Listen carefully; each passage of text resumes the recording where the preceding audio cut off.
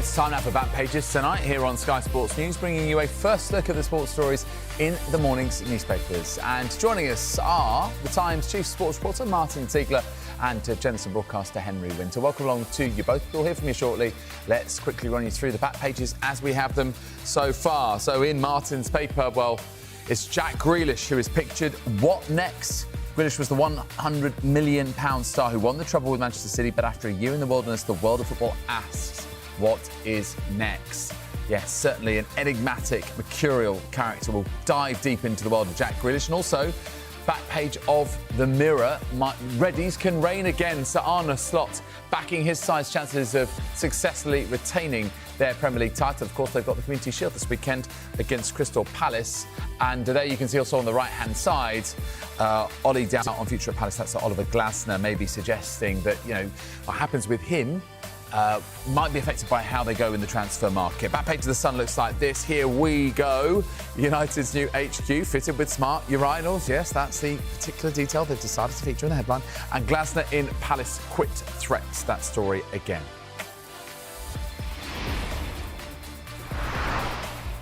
Welcome once again to Martin and to Henry. Thanks so much for being with us, guys. So we're going to start off with Jack Grealish. You've got this in your paper, Martin. So let's come to you. I mean, it is a very, very good question to ask. What next for Jack Grealish? And of course, you know, this tag, this £100 million tag that seems to have weighed very, very heavy on Jack Grealish. But of course, he has had those moments of glory with Manchester City, notably the treble, and that's the player that Pep Guardiola so desperately wanted to have, but he's not really seen him much, has he, Martin? No, he hasn't. I mean, I think a couple of years ago, remember those pictures of him on the leading the celebrations on the bus after the treble, and it's all been a sort of downhill from there. And I mean, really surprising in many ways.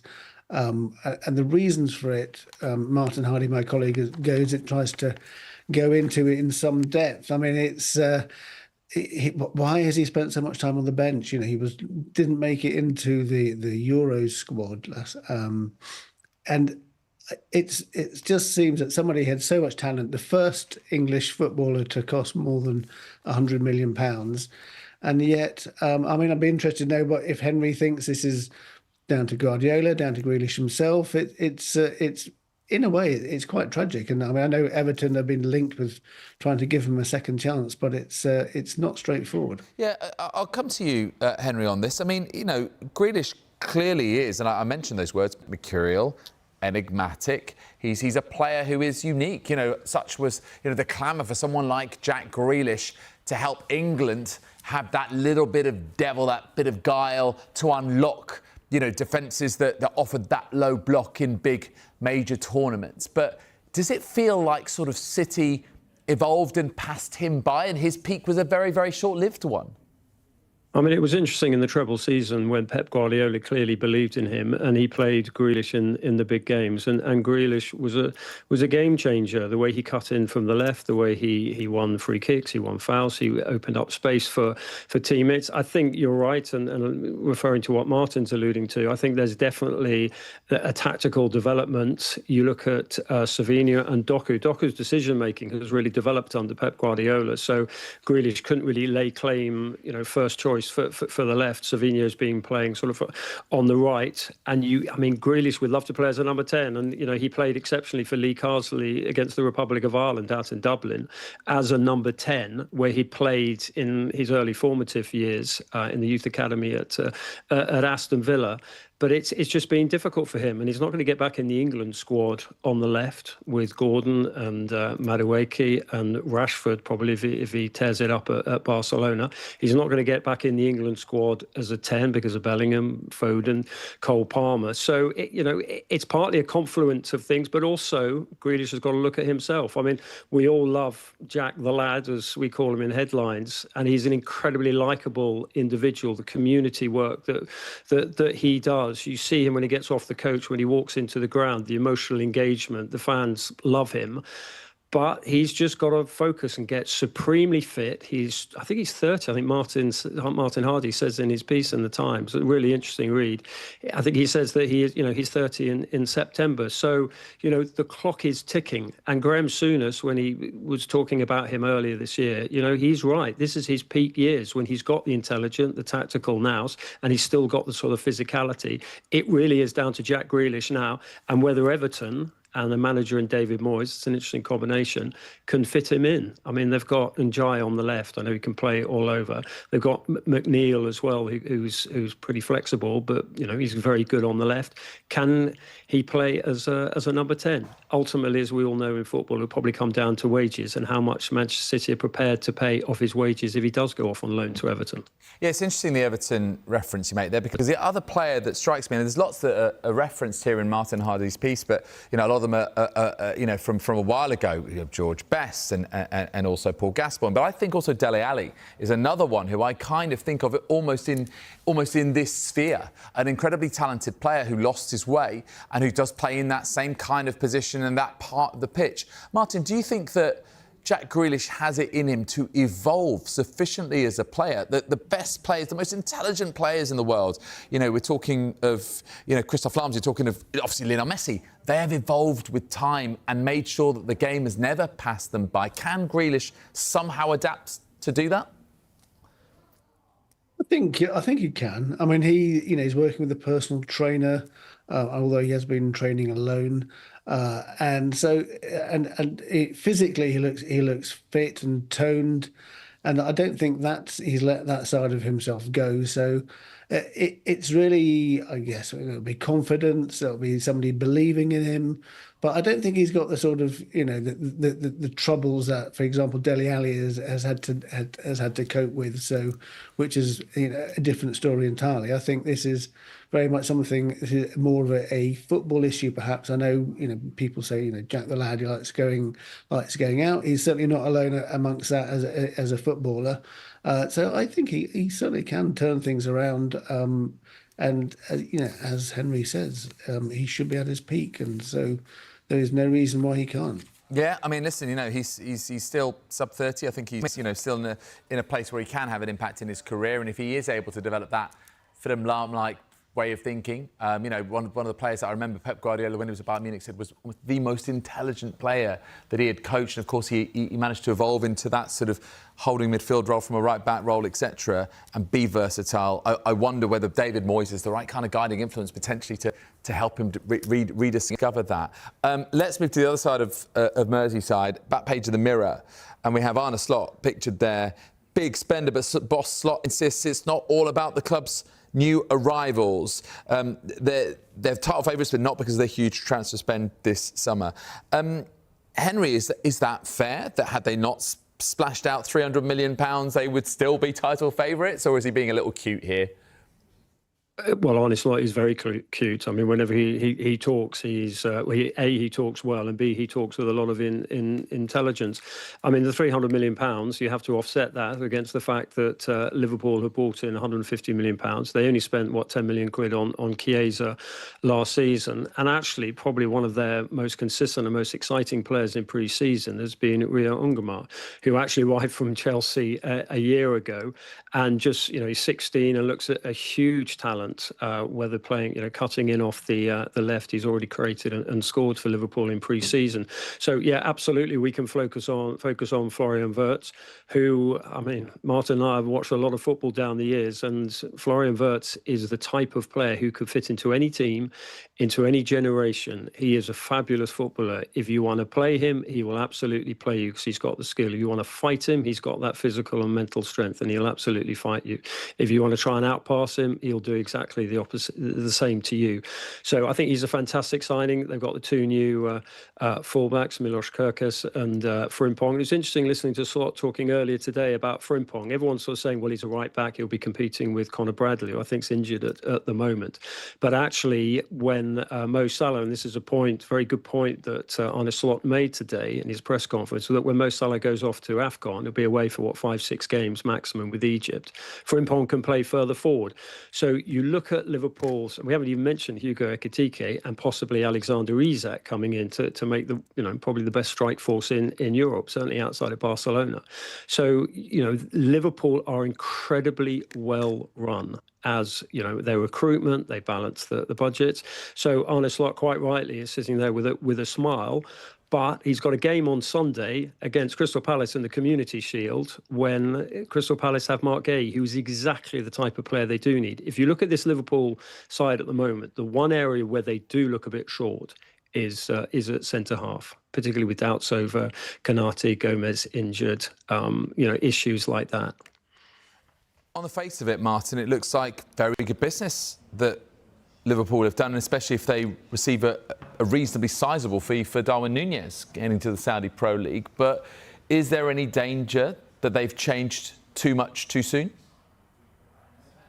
I don't think so. I think they'd actually come to a sort of natural part of their journey, as it were, where they needed to refresh quite considerably.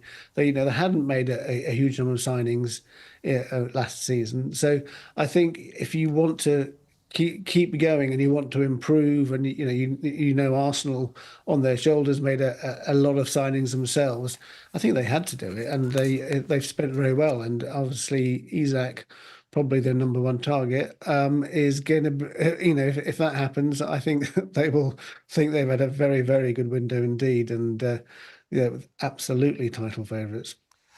One team who haven't had a particularly active window, in fact it has been described as passive, is Crystal Palace, and Oliver Glasner features on the back page of the Mirror in Ryan Taylor's piece. He's hinted that Palace's transfer business will shape whether he signs a contract extension. Not really the noises you want to hear from your manager ahead of another big showpiece for Palace, really, being involved in this Community Shield, Henry. How concerning is this? What did you read between the lines in terms of what he said and what he didn't say? Well, he's completely right to say it. I mean, not so much about his own future, as he says. That shouldn't be discussed in the next 3 weeks. It should be about the sort of future of the squad and who they can bring in. So whether he's trying to put pressure on the Crystal Palace board, I mean, this is a game that managers play. We're pretty used to it. But I actually think he's got a very good relationship with Steve Parish, who probably of the owners of the Premier League is probably the most football savvy of them all, and will be aware and knows a good player and can get them in, and will be aware the shortages in the squad. I think there's also a concern that if Arsenal come in for Eberechi Eze, because Arteta is known to be an admirer of his, you don't want to be losing players of that talent. So I can understand Glasner's concern, and absolutely Palace should be concerned, because they've got a fabulous manager there who's managed to make 3-4-2-1 work with the quality of his coaching and some good recruitment in the background. Yeah, it feels, Martin, that Palace are in a particularly delicate predicament. When you add together situation with Glasner, situation with Mark Gay, the Eberechi Eze, as Henry's referred to, the situation with Conference League versus Europa League, the case that's gone to CAS. Do you feel like this could be actually quite a rapid descent from that peak and that high of that FA Cup final win and qualifying for Europe? Well, I think there's definitely been a distraction caused by this UEFA ruling. And Steve Parish and the lawyers were in Switzerland today at the Court of Arbitration for Sport, should hear the outcome of that at the start of next week. And perhaps that will enable Palace to focus perhaps on team strengthening, their transfer strategy. What are they going to do with Gay? If he's determined to go, he's got a year left on his contract. As Henry says, if Arsenal come in for him, what would that say to Palace fans if he left as well? They absolutely probably need some reinforcements, and perhaps time is running out. The season's about to start, so I'm sure the fans really want to see some action. Yeah, and remember that they signed late in the window last summer. And they did make a slow start, didn't they, Crystal Palace, only to pick up momentum in the mid and latter points of the season. OK, Martin and Henry, thank you very much indeed for the moment. Going to take a quick break, other side of which we'll look at more of the sports stories in the morning's newspapers, including this. In the Sun, here we go. United's new HQ fitted with smart urinals. Yes, they've unveiled a revamped training ground complex at Carrington. We'll be discussing that with our guests in a couple of minutes' time.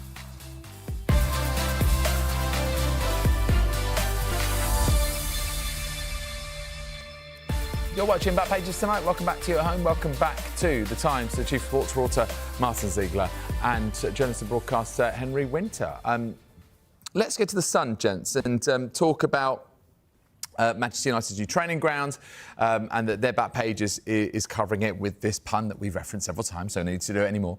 But they have several more, if you're really that interested. But in terms of Martin Blackburn's piece, gents, listen, I think, this seems to be the latest sort of step, and I suppose a significant step in what's been the turnaround of Manchester United. There's been a lot of really quite, not great mood music around the club, around Old Trafford, around Carrington. Do you feel now this is the latest step, Henry, in them really setting things right, the transfer business, and now this? David, I love the way you called us gents. I mean, you can't have a go at the Sun's back page and then throw that in. Very good. Obviously, Manchester United really are flush with cash. Oh, this is something that Cristiano Ronaldo, when he gave that fairly sort of explosive interview when he left the club, was calling for, that Carrington needed upgrading. £50 million has been spent on it.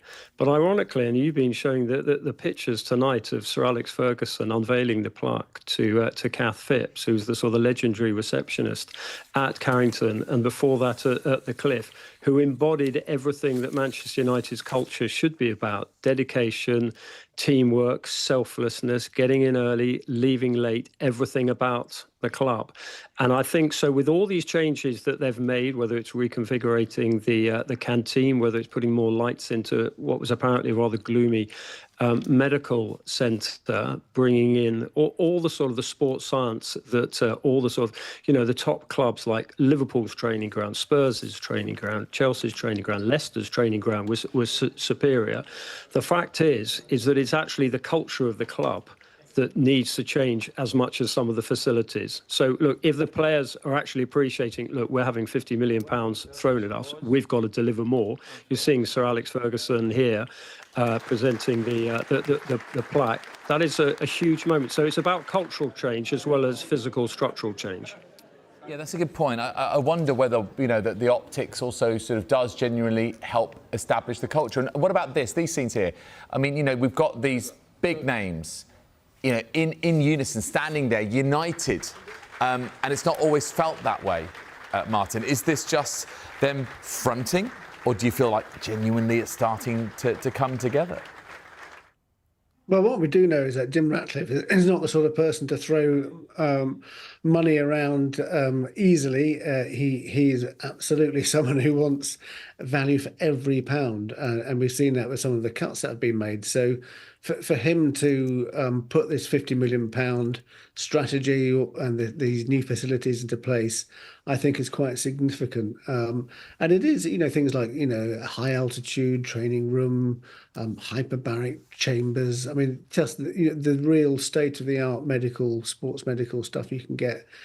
I'm sure it's needed. I mean, Ratcliffe, I think he described it as a rabbit warren and with the gloom of a hospital basement before that. So that's not a good working environment. So I'm sure the players, that it's not going to be the thing that changes around how they perform on the pitch at all completely. But it all helps, as Henry says, building the culture and building a good squad togetherness. Yeah, I mean, along with all the kind of gadgets, gizmos, creature comforts that footballers are used to, that the detail I like is a hairdressers, that they can actually invite their own hairdressers to go and chop their luscious locks there at the training ground. Well, listen, modern day football, I guess. I wonder, though, also, what about the timing of this, Henry? Because, again, is it trying to capitalise on this sort of momentum that United have built with the signings of Mateus Cunha, Brian Mbomo and soon Benjamin Sesko? Yeah, it is. And it would have been nice to have seen sort of some of them or more of them today, because they are, three terrific signings. I mean, you had Bruno Fernandes in your pictures centre stage. It'd be interesting to see where he plays. They seem to have a glut of number 10s. Mason Mount's great to see him back in form, creating and scoring.